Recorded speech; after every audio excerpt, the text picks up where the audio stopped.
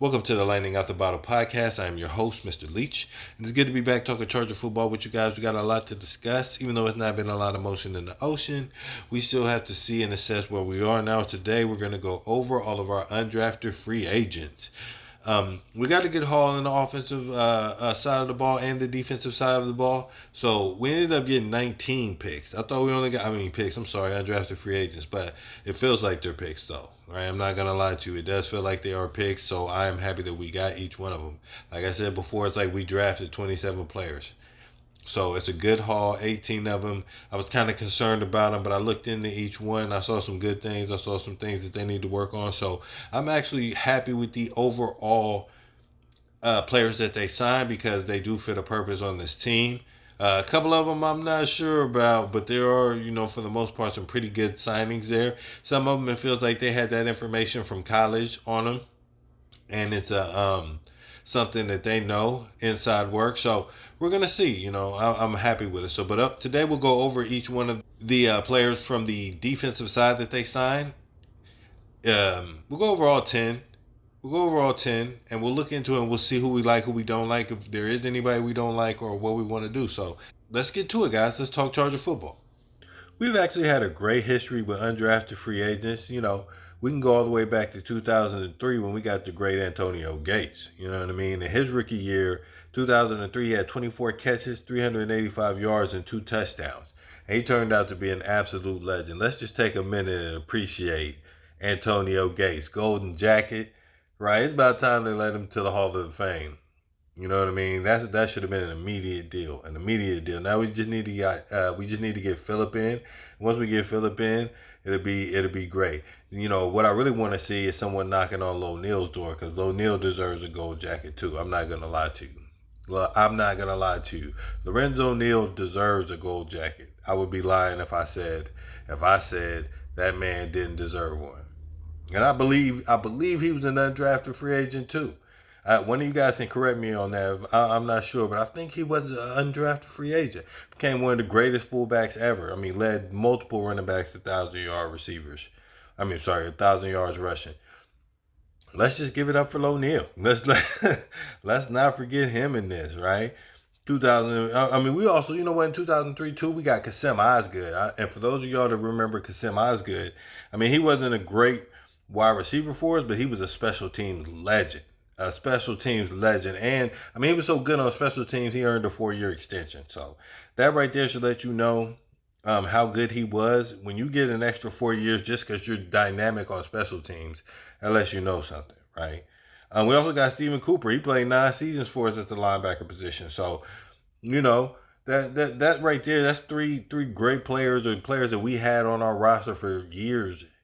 And one was a Hall of Famer. And 1 year we got from the undrafted free agent signings. 2004, we got Wes Welker. We know what he became. Not for us, but he became a multiple-time champion, and he became a dynamic part of that offense, that Patriot offense that everybody hated.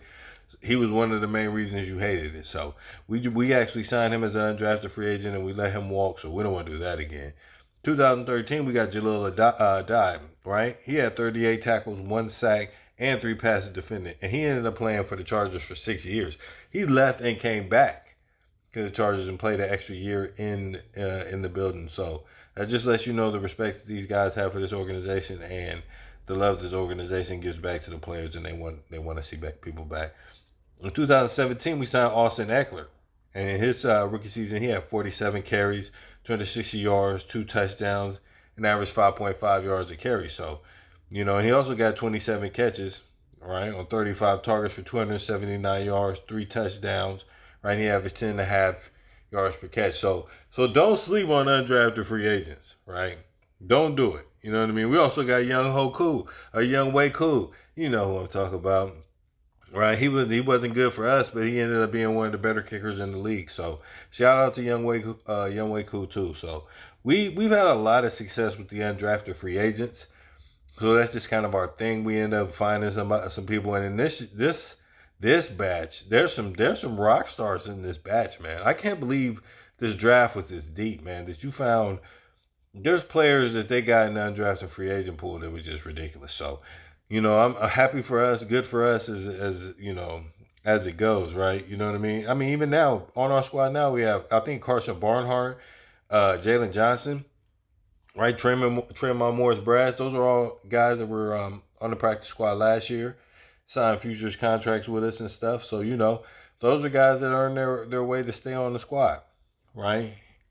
For you guys that don't know what a futures contract is, a futures contract is basically when at the end of the year the roster locks and the people on the practice squad can go anywhere they want to. They can sign anywhere they want to. So to prevent that, because they don't count as being on your actual roster. So to prevent them from going to another team, you sign them to a futures contract. It's basically a franchise tag for players that are on the practice squad, right? As opposed to star players. And you can sign as many futures contracts as you want. You could just make your whole team, practice squad players as long as you don't go over the salary cap. So just think of it as a franchise tag basically on a player. So that basically says that this player is on our squad, you can't grab him, right? So he's not free to negotiate with whoever he wants to. But anyway, let's talk about some of the players that we actually got on defense. Man, we'll go over all of the guys, like I said. We'll go ahead and start it off with outside linebacker Gorman Randolph, Baylor, right? The man is almost 6'8", 265 pounds. So yeah, this man is really 6'8". So he's 6'8", 265 pounds. I had to double check. He's 6'8", 265 pounds. Right, he's a 6-year player. He had 34-inch arms, 4.81 in the 40, 1.55 in the 10-yard split. Had a 33-inch vertical. He had 10.1 on the broad jump and 22 reps on the bench. He ran a 7.163 cone time and a 4.47 shuttle time. He had 91 tackles, 6.5 sacks. I mean, Jesus Christ. 29 tackles, four and a half for a loss. He had 3.5 sacks, 2 interceptions, and 2 passes defended. He's a big physical edge. He has pretty decent speed. I mean, this guy's huge. This guy is huge. A 6'8" edge rusher. That's brutal. That's brutal. Think about a quarterback having this guy run at you, bro, and he's 6'8". You know what I'm saying? That's a scary thing, right? And he gets through the line, right? He keeps good eyes in the backfield. He tracks ball carriers, right? He sniffs out play action very, very well. He can drive back into coverage and he can make a play or two. He has good handwork, especially while he's really trying to engage a blocker, right? And he can catch. So this is a fantastic, fantastic pickup. This is a fantastic pickup. This guy could actually come in and make the roster. Everybody's talking about Jadeveon Clowney, but I don't think they're gonna go that way. They may not. You never know with this front office, but and he was a Raven, so he did play. George T signed him before, or he was on in the office that signed him before, so he's very familiar. They love Ravens players, so you never know. But I don't think that that's the direction that they're going. They're really trying to build this team from the ground up. It looks like, and this guy right here, it's crazy. It's crazy. Just that big of an outside linebacker or an edge rusher, it's uncalled for. And Jim Harbaugh and them got him and put him in Jesse Minter's defense. I can't wait to see if he can actually make this team. There's a reason he didn't get drafted. There's a reason all these players didn't get drafted. Yes, this draft was deep, but these players are not perfect, right? We don't expect them to be, right? The goal for these guys is really just to make the team. If they can make the team, great. If they make the practice squad, great, right? But the goal isn't for these guys to come out and be superstars. We just had tremendous success with guys in the undrafted free agency.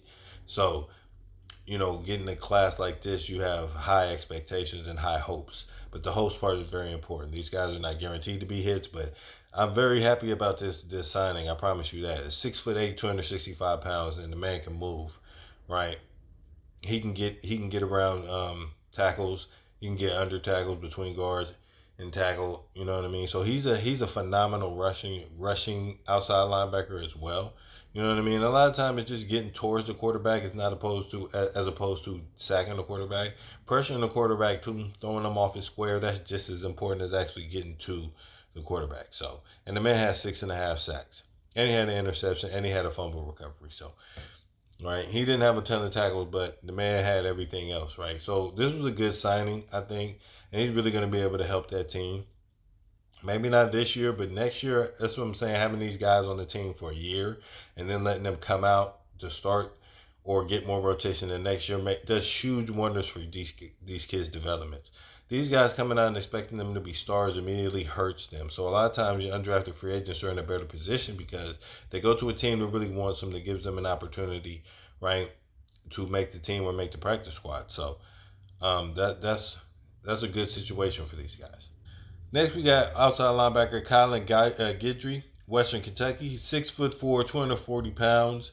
He was a JUCO transfer from Kilgore. There's really no metrics on him. I couldn't really find too much on him as far as what he did in his pro day. Um, but he ran a 4.8, 4.9, 40 is expected, is the closest I could get to finding out what he actually did. He spent 2 years at Western Kentucky, had a redshirt year. But in 2024, he had 45 tackles, one pass defended, and 3 sacks. In 2023, he had 54 tackles and 3 sacks, right? And in 2 years, he got that, right? So in 2 years, he had 99 tackles, 6 sacks, and a pass defended, right? He's primarily an edge rusher. He can step out and cover out wide. He has good focus on ball carriers when he's tracking the ball in the backfield, sniffing out play actions too. He's really, really good at that. He has very good pursuit, chasing down ball carriers like it's not nothing to him. So I actually like this guy too. I hope he does get a chance to make this team, right? They brought in these guys that with an actual chance to say, listen, I think one of you guys is going to make it to next year. We see the talent in you and we really want to train you up for a year. Maybe both of them do. But, they have a 6'8" edge rusher and a 6'4" edge rusher come in. That's wonderful. Those are wonderful size additions, 265 and 240 respectively. Listen, that's a great tandem to bring in and let them actually compete for a position on this team. Jim Harbaugh's not playing when he says competitors welcome, right? He's really welcoming everybody onto the team. Say, listen, you got the size we want, you got the physicalness we want, you got the nasty we want. Come on, competitors welcome. And I love it. I'm here to see it. I love it. Next up, we got inside linebacker Marlo Wax from Syracuse. He's 6'1", 236 pounds. He's a 5-year player. He ran a 4.51 40 at his pro day. He has 6.98 on his 3-cone drill, a 4.29 shuttle, and 22 reps on the bench. Now, he missed 5 games with a lower leg injury. I think he broke his leg in the game opener. And so that was rough for him. But in 2023, he had his breakout season with 108 tackles. 74 of those were solo tackles. He had 2 passes defended, 4 sacks. He forced 4 fumbles and had an interception. That was crazy. He had a fantastic year, right? He had a fantastic year, right? And then, the drop off in the 2024 because of that with the 42 tackles, 29 solos, 4.5 sacks, 2 forced fumbles, and an interception, right? So he bounced back after his injury. Right, he came back and was putting in work, getting back off that injury. So, and he said he's ready to go. So I love it. But they all say that, so we'll see. But I'm hoping that he is ready to go. Right, he's very decent in coverage. He keeps great eyes on the ball carrier as well. He does need to put on some weight and he needs to get stronger. But this right here could be a very sneaky good pickup. People were saying that he was good before I even looked into him, and he is. He is very, very good. That injury derailed him. But I think after he came back, he played on that leg. He missed 7 games, but he came back and he played on that leg, and he got busy. So I give him much respect for that, man. He came back and he balled out as much as he could. So this was a great little pickup for us from the undrafted free agent squad.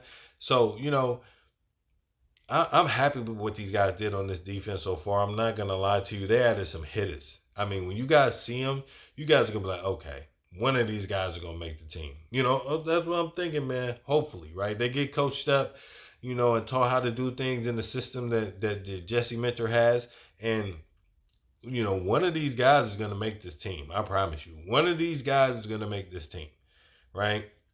Those are the 3 quality linebackers that you brought into a room where, the older 2 are kind of like, Khalil's on his way out, mentally, because, they say once you start talking about retirement, you already are retired. So that's why I say he's going to play this year. And if we're lucky or somebody's lucky, he'll play 1 more year, but that'll be just a money grab. So I don't see him doing that. I actually see him just retiring at the end of the year, walking away, knowing that he gave it everything that he had. So, and then you have Bud Dupree, where Bud Dupree was one of the worst ranked edge rushers in the league last year. So, when you bring 3 young hungry cats in, you bring 4 young hungry cats in, really, because you're bringing in Kyle Kennard as well. So right, that room is now stacked. Truly, he can disappear at times. Right, he's good at times, and then he can disappear at times. So you know they do need help. And these 4 young guys, even though Marlo Wax is an inside linebacker, he can rush from the outside too. So and even sitting in that room with Dayon, they got Denzel Perriman and Junior Colson. They're letting everybody know, hey, we bringing in a young hitter. And this man may take your position, Junior, so you better get on it. Right? We love you from Michigan, but you better do your job. Right? So this guy could be an actual factor. He's 6'1", but that don't mean much. He plays like he's 6'3". I mean, he's a very, very, very active linebacker. That was a great pickup, I think. On the D line, we got Terra Edwards from Illinois, the 6'2", 305-pound, D lineman. He's runs a 5'17". He's a big boy. You know what I mean? He has a 25-inch vert, 29 reps on the bench, so he's big and strong. He had an 8.9 broad jump, so he has some explosiveness to him, right? He had issues with his eligibility. He ended up playing 5 games instead of 3 games. So he wasn't actually able to classify a year as a red shirt, so he was forced to kind of come out. So he wasn't going to come out till next year. But he ended up having to enter the draft, even though he wasn't really ready. But, the guy, he struggled to get on the field. So he ended up transferring over to Illinois. And when he did, he ended up getting 38 tackles, 2.5 sacks, 1 forced fumble. And he was recruited by Harbaugh. So Harbaugh and them already had their eyes on this guy. Mentor had his eyes on this guy. 2 out of his 3 sacks came against Michigan last year. So he has a tie to Harbaugh and Mentor. So that's probably why they drafted dude or signed dude, is because they saw what they saw when they were first recruiting him, and they think that they could coach this kid up. It's clear that that's what they're doing. They're reaching for guys that they remember, they've seen, and they know what they can do on the field. So, still having them guys that are coming from college, being only 2 years removed from that college, really 1 year removed from college, they still know a bunch of these guys. So they know stuff that a lot of these NFL coaches just don't know from not seeing these guys every day. But yeah, this is a sneaky good sign. He's definitely a project. He's definitely a project. He's a big body guy. He does a good job clogging up the lane. Took a big jump last year in his last season. So that's one of the things that I like to see, is when a player takes a big jump.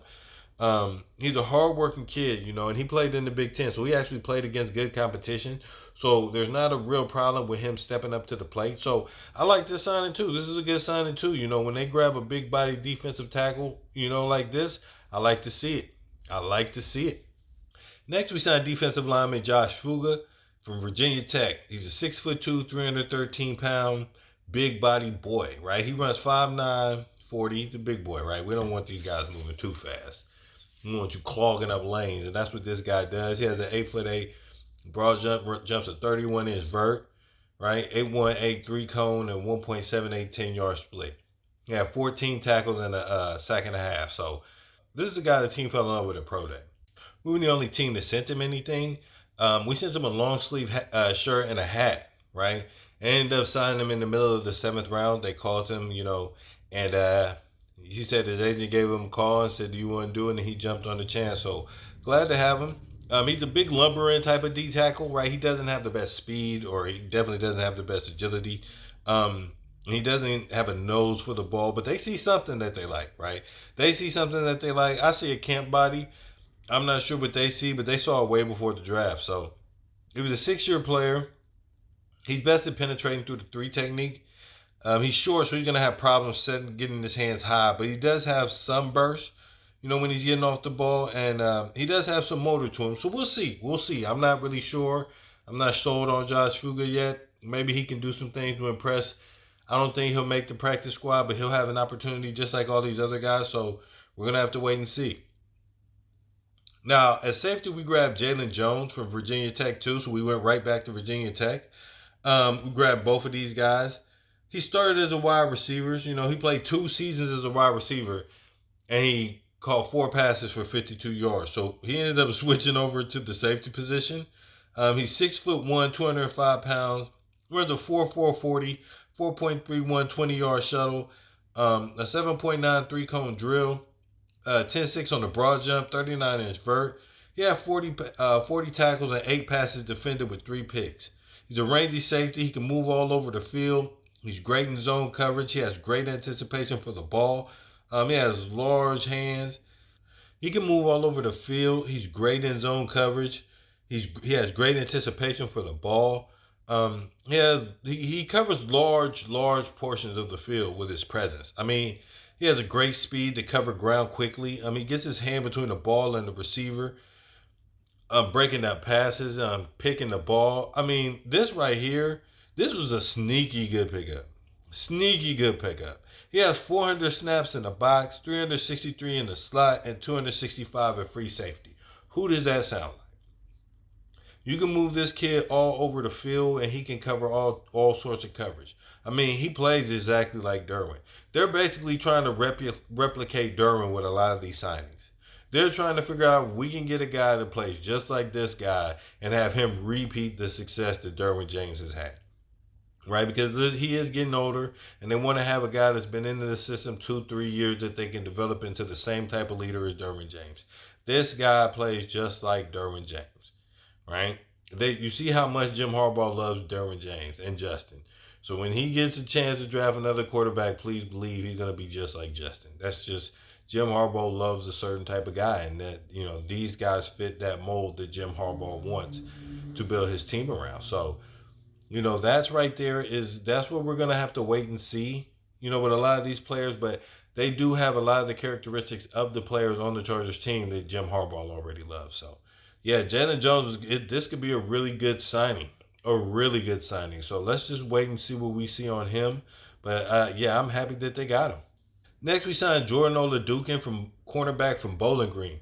He's 6 foot, 190 pounds, run a 4.5 140, had a 1.64 10-yard split. He has 71-inch arms, a 4.3-yard 20-yard shuttle, 15 reps on the bench, and he run a 7.023 three-cone drill.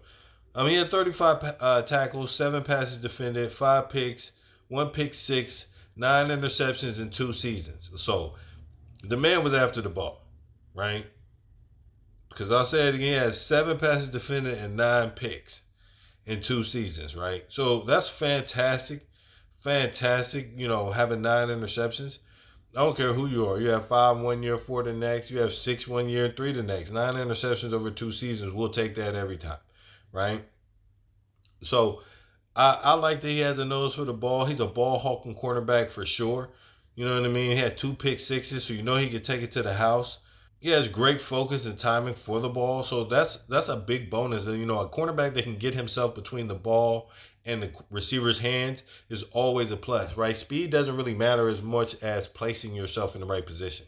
You can have a guy that runs a 4.6 40, but he knows how to get between the ball and the receiver, and you can have a guy that runs a 4.3 and don't know anything. So that's what I actually look for, is the guys that know how to position their body into the right place. And this guy, Jordan Olukan, definitely does know how to do that, right?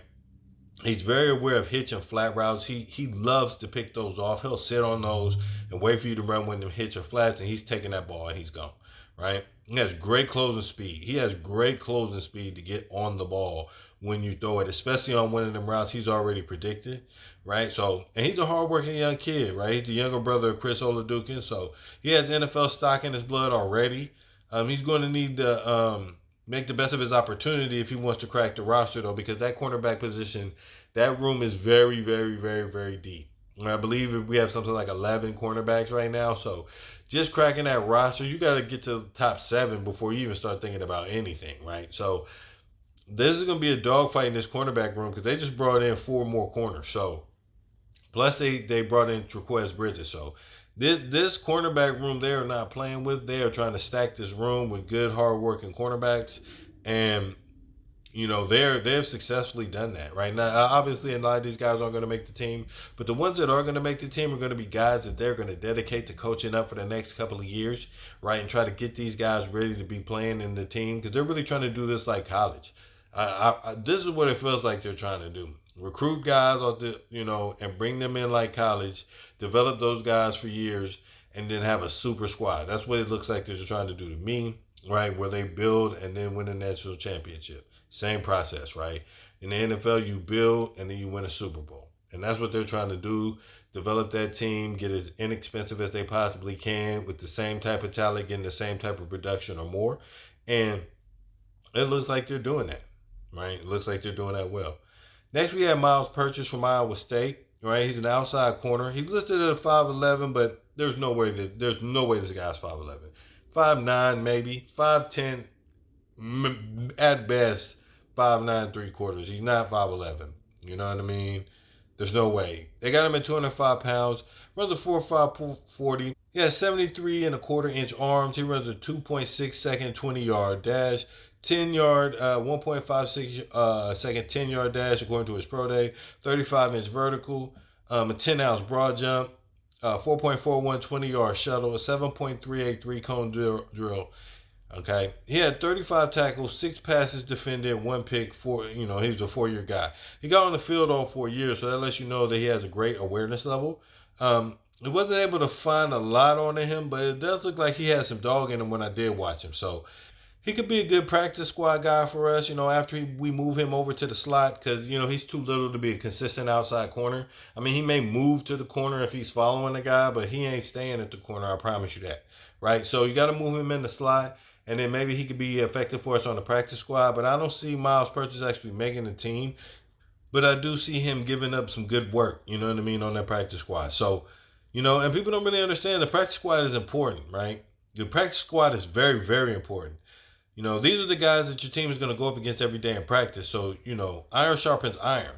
So the better that these guys are and the better looks that they can give the starters throughout the week, the better the starters are going to perform on the field on Sunday and Monday and Thursday too. So, that's what's very important is the competition that they're going up against. So you don't think of these undrafted free agents as just practice squad players. No, these are the guys that are going to help shape and mold your team into a championship team. So it's very important that we get the best of those guys too for our guys to look at, and see what they're running and get the good looks and some guys that can actually break plays and, show them weaknesses in the defense or weaknesses in the offense. So, that's very important to get a quality practice squad together, bro. That's very important. So it looks like that's what they're actually trying to do. Not only make sure they have depth at these positions, but also have a great practice squad that every week we get great practices out of these guys. Every day, everybody's coming to fight and get a position. So this is going to be a very interesting offseason. I can't wait to follow this offseason. I promise you. This one is going to be fantastic. Next up, we have cornerback Nico out of Oregon.